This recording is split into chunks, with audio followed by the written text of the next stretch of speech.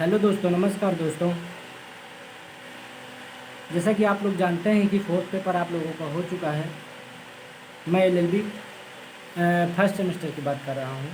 ठीक है, तो फोर्थ पेपर आपका हो चुका है और पांचवा पेपर आपका होना है।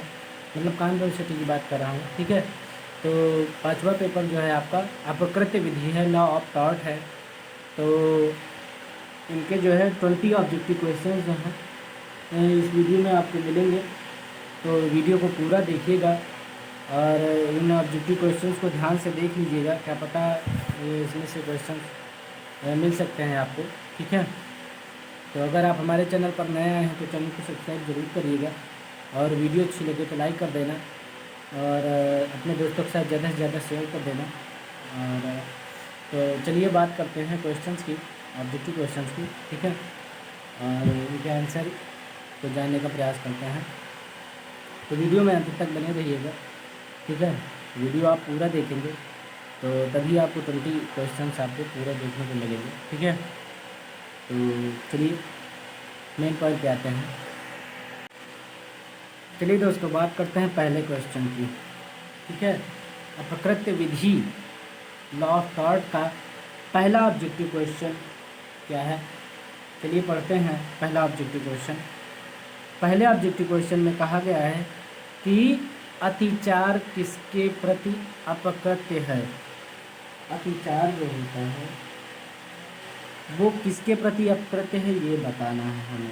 ठीक है, तो 4 विकल्प दिए गए हैं। ठीक है, तो इसमें से कौन सा सही है, अगर आपने पढ़ा है तो आप बता दीजिए। चलिए मैं बताता हूँ।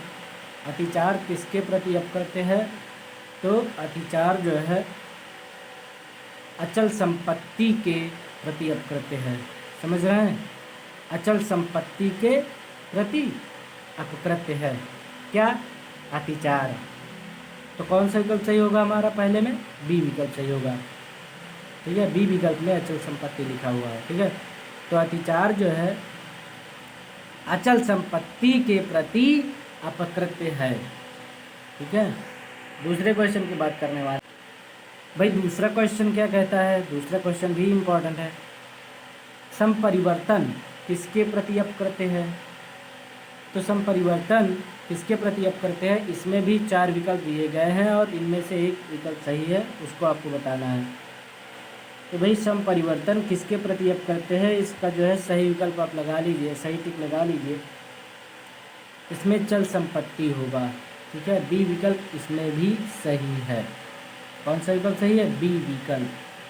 ठीक है, संपरिवर्तन जो है चल संपत्ति के प्रति अपकृत्य है और अतिचार जो होता है वो अचल संपत्ति के प्रति अपकृत्य है। ठीक है, तो पहले में भी बी विकल्प सही है और दूसरे में भी बी विकल्प ही सही है।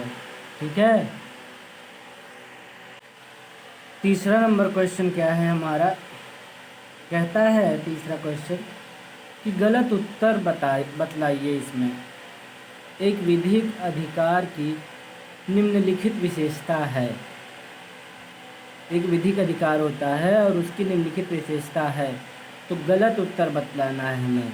ठीक है, तो इसमें से आपका जो है सी विकल्प सही है आपका।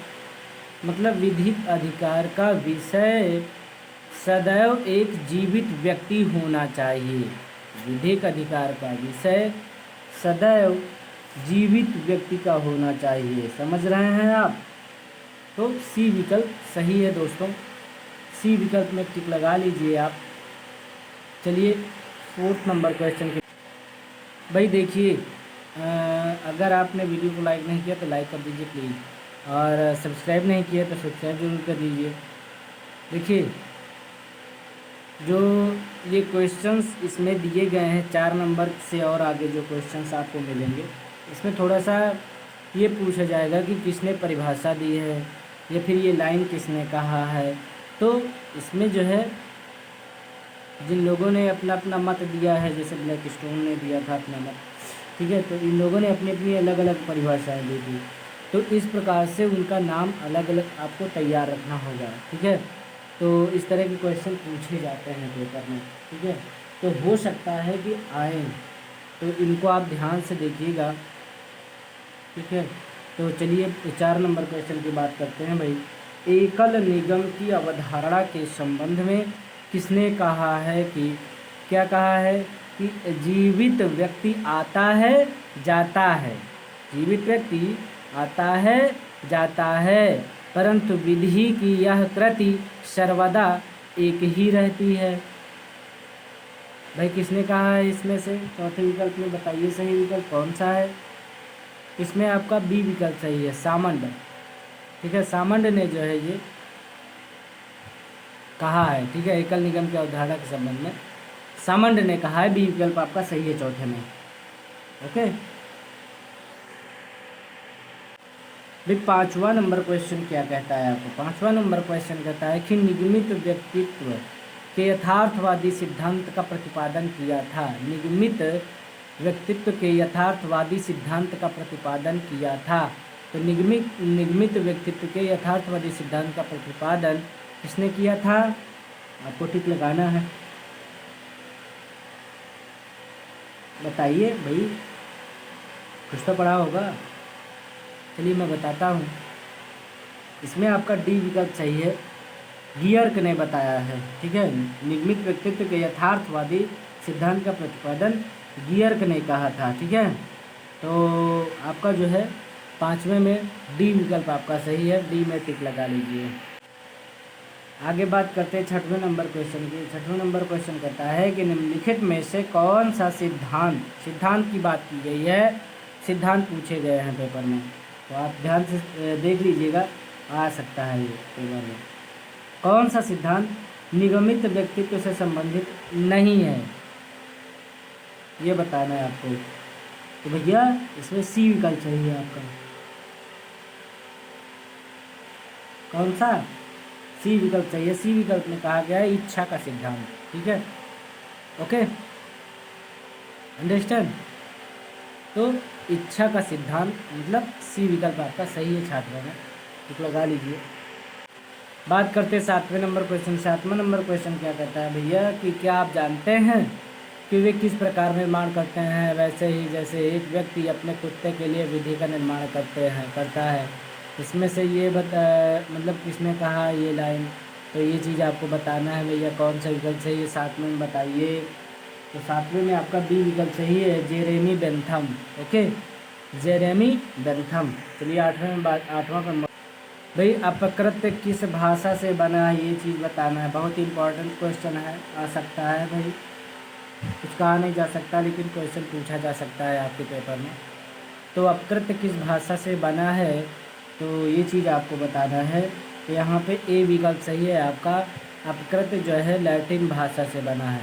किससे बना है? लैटिन भाषा से। आप ए में टिक लगा लीजिए। 9 नंबर क्वेश्चन में आ गए हैं हम। 9 नंबर क्वेश्चन कहता है कि अपकृत में पूर्ण दायित्व की अवधारणा का अर्थ यह है कि, अपकृत में जो पूर्ण दायित्व होता है, पूर्ण दायित्व की अवधारणा का अर्थ यह है कि, आपको इसमें से बताना है आपको बताना है कि पूर्ण दायित्व की अवधारणा का अर्थ क्या है इनमें से, तो कौन सा सही है विकल्प, ये आपको बताना है। तो 9वें में आपका जो है ए विकल्प बिल्कुल सही है, ओके। ए विकल्प में कहा गया है कि प्रतिवादी के आशय या उपेक्षा को सिद्ध करने की आवश्यकता, ठीक है, के बिना किसी अपकार के लिए उस पर दायित्व अधिरोपित किया जाता है। ये आपका ए विकल्प बिल्कुल क्लियर है, सही है, इस पर टिक लगा लीजिए। चलिए बात करते हैं 10 नंबर क्वेश्चन की। 10 नंबर क्वेश्चन में क्या कहा गया है? 10 नंबर क्वेश्चन में तो कहा गया है कि भाई स्वतः अनुयोज्य अपकृत ऐसा अपकार है। स्वतः अनुयोज्य अपकृत ऐसा अपकार है, आपको इसमें बताना है कैसा अपकार है, बताइए। तो भाई इसमें ए विकल्प आपका सही है। ए विकल्प में क्या लिखा हुआ है ध्यान से सुनिएगा, जिसके लिए वादी वाद ला सकता है यद्यपि उसे कोई हानि नहीं पहुंची है। जिसके लिए वादी वाद ला सकता है यद्यपि उसे कोई हानि नहीं पहुंची है। ए विकल्प आपका 10वें में सही है, टिक लगा लीजिए। 11 नंबर क्वेश्चन क्या कहता है? 11 नंबर क्वेश्चन कहता है कि अकृत्य का समानार्थक शब्द अंग्रेजी में क्या है? अंग्रेजी में पूछा गया है भैया, तो बताइए। ए विकल्प आपका सही, यहाँ पे wrong. Okay, wrong, WRONG, wrong. Okay, अकृत्य का समानार्थक शब्द जो है अंग्रेजी में रॉन्ग है। ओके, तो कौन सा विकल्प चाहिए भैया 11 में? ए विकल्प आपका सही है। करते हैं 12 नंबर क्वेश्चन की। ओके, 12 नंबर में कहा गया है कि निम्नलिखित में से कौन सा प्रतिवाद अपकृत्य में विशिष्ट प्रतिवाद माना जाता है? ओके, मतलब कि कौन सा प्रतिवाद है जो कि अपकृत्य में विशिष्ट प्रतिवाद माना जाता है, आपको प्रतिवाद बताना है। ओके, कौन सा प्रतिवाद है? तो इसमें 12 नंबर में कौन सा विकल्प सही है आपका? तो 12 नंबर में डी विकल्प आपका बिल्कुल सही है, अंशदायी असावधानी। ओके, डी विकल्प आपका बिल्कुल सही है, टिक लगा लीजिए, अंशदायी असा। बात करते हैं 13 नंबर क्वेश्चन की। 13 नंबर क्वेश्चन में पूछा गया है कि पिजन होल सिद्धांत, इसमें भी सिद्धांत पूछा गया है। ठीक है, तो पिजन होल सिद्धांत जो है तो इसमें आपका ए विकल्प सही है, बिल्कुल ए विकल्प बिल्कुल सही है, सामंत का है। पिजन होल सिद्धांत जो है वो किसका है? सामंत का है, समझ रहे हैं? तो ए विकल्प आपका सही है। बात करते हैं 14 नंबर क्वेश्चन की। 14 नंबर क्वेश्चन में कहा गया है अपरिहार्य दुर्घटना के प्रतिवाद की सार्थकता क्या है? ये आपको बताना है, इसमें विकल्प सही टिक लगाना है कि अपरिहार्य दुर्घटना के प्रतिवाद की सार्थकता क्या है। तो अपरिहार्य दुर्घटना के प्रतिवाद की सार्थकता यहाँ पे डी विकल्प आपका सही, घटना स्वयं प्रमाण की स्थिति में है। ओके, घटना स्वयं प्रमाण की स्थिति में है, तो आप डी विकल्प आपका सही है, टिक लगा लीजिए। अब बात करते हैं हम 15 नंबर क्वेश्चन। 15 नंबर क्वेश्चन कहता है कि निम्नलिखित में से कौन सा लेखक अपकृत्य की परिभाषा नहीं दिया है? कौन सा लेखक है जो अपकृत्य की परिभाषा नहीं दिया है? 4 लेखक हैं, 4 लेखकों में आपको बताना है कि कौन सा लेखक ऐसा है जिसने अपकृत्य की परिभाषा नहीं दी है। तो इसमें आपका जो है डी विकल्प सही, लॉक।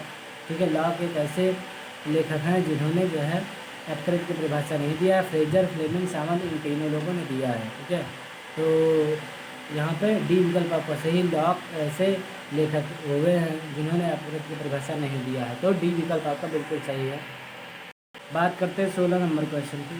16 नंबर में कहा गया है कि प्रतिनिधिक दायित्व में आपको बताना है, आगे की लाइन जोड़ना है। तो प्रतिनिधिक दायित्व में क्या होता है? ठीक है, ये सारी चीज़ें बतानी है। तो भाई 16 नंबर क्वेश्चन में आपका बी विकल्प बिल्कुल क्लियर है, बिल्कुल सही है।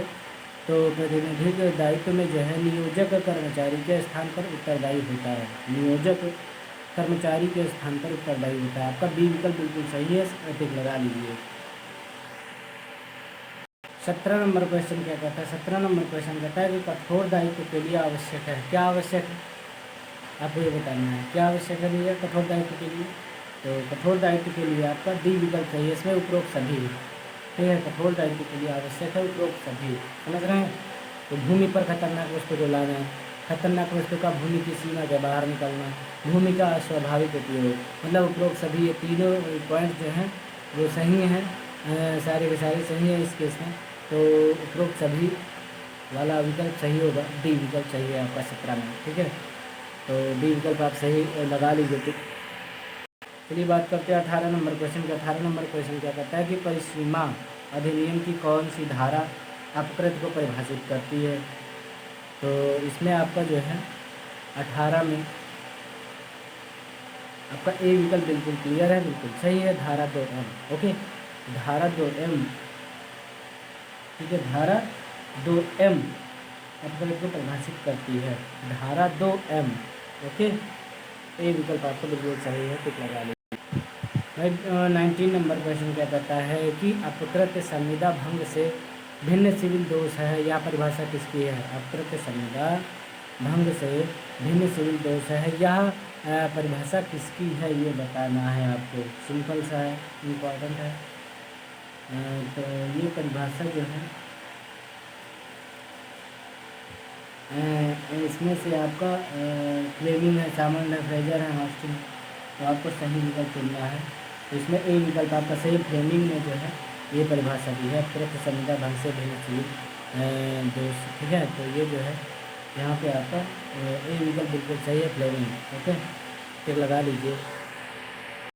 बात करते हैं 20 नंबर क्वेश्चन की, जो कि लास्ट क्वेश्चन है आपका। तो 20 नंबर क्वेश्चन क्या करता है कि अतिरिक्त निम्नलिखित का अंग होता है। इसमें 4 विकल्प दिए गए हैं, इसमें से बताना है कि अतिरिक्त किसका अंग होता है, ठीक है। तो मैं आपको बताता हूँ, इसमें से बी विकल्प बिल्कुल आपका सही है। मतलब विधि का कर्तव्य जो होता है वो आपका कृत्य का अंग होता है, ठीक है। कृत्य का अंग जो है वो कौन सा विकल्प सही है इसमें आपका? 20 में मैंने पूछा आपसे कौन सा विकल्प सही है आपका, तो बी विकल्प आपका बिल्कुल सही है, विधि को कर्तव्य। ओके, तो अगर आप हमारे चैनल पर नए आए हैं, अभी तक चैनल सब्सक्राइब नहीं किया, तो प्लीज़ सब्सक्राइब जरूर करिएगा। और वीडियो को अभी तक लाइक नहीं किया आपने तो लाइक ज़रूर कर दीजिएगा, ठीक है।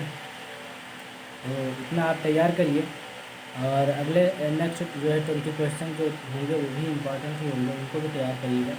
और वो भी वीडियो जल्दी अपलोड करेंगे हम आज शाम तक, ठीक है। तो इस वीडियो को आप पूरी तरह से तैयार कर लीजिए। तब तक के लिए धन्यवाद दोस्तों, नेक्स्ट वीडियो में मिलेंगे हम।